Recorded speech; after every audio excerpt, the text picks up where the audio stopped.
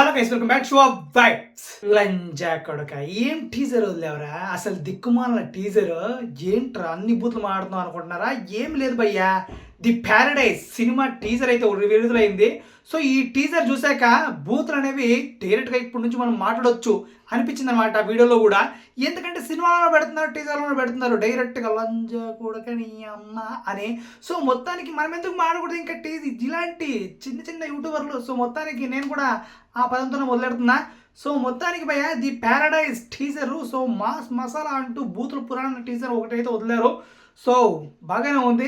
మొత్తానికి ఈ టీజర్ చూస్తుంటే మాత్రం okay, mass euphoria the rustic అని మాత్రం ఈజీగా తెలిసిపోతుంది. ఇదంతా బాగుంది భయ్య. బట్ ఈ ఫీమేల్ వాయిస్ అంటే నాని హీరో కాబట్టి ఆ సినిమాలో హీరో ఒక్క మదర్ ఎవరైతే ఉన్నారో ఆవిడైతే ఈ వాయిస్ ఓవర్ ఇచ్చిందనమాట మొత్తం అయితే. సో మొత్తం ఈ వాయిస్ ఓవర్ వింటుంటే మొత్తం భూత పురాణమే.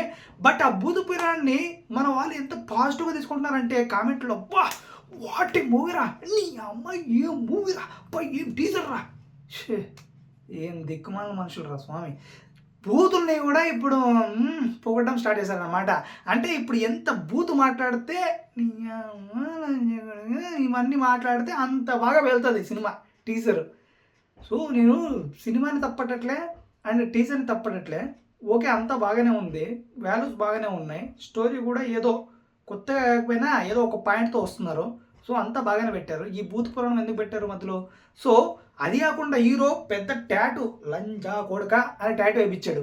అసలు నాకు ఆ పదం ఇక్కడ చెప్పడానికే కొంచెం ఇదిగా ఉంది. ఇంకా సినిమాలో ఆ ట్యాటుతోనే అంటే ఇప్పుడు ఎలా అయిపోతుందంటే డైరెక్ట్గా ఆ పదాన్ని ఇప్పుడు ఆ వరల్డ్ వాడారు కాబట్టి పిల్లలు కూడా చూసిన వెంటనే లంజా కొడక తిట్టడం మొదలు పెడతారు ఈజీగా. మనం ఫస్ట్ అది నేర్చుకోవాలన్నమాట సినిమా చూసిన తర్వాత. ఏం చెప్పాలి, ఇంకా ఆ పదం ఎక్కువసార్లు కూడా వాడకూడదు.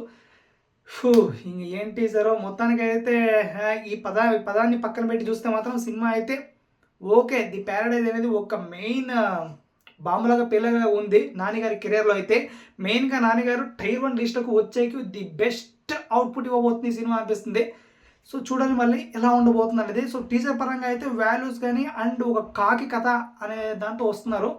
సో ఒక ఊరికి ఒక హీరో అనే విధంగా ఈ సినిమాని ప్రొజెక్ట్ చేస్తున్నారు. సో చూద్దాం ఎలా ఉండబోతుందో. బట్ ఈ భూతపురాణాన్ని ఎక్కువ సినిమాలో వాడకపోతే బెస్ట్. బట్ ఇంత భూతపురాణాన్ని ఎందుకు పెట్టారా అనేది మనం ఇంకా సినిమా చూసి తెలుసుకోవాలి అంతే. ఇంకా అంతకుమించి మనకి ఏం తెలుసుకోలేం.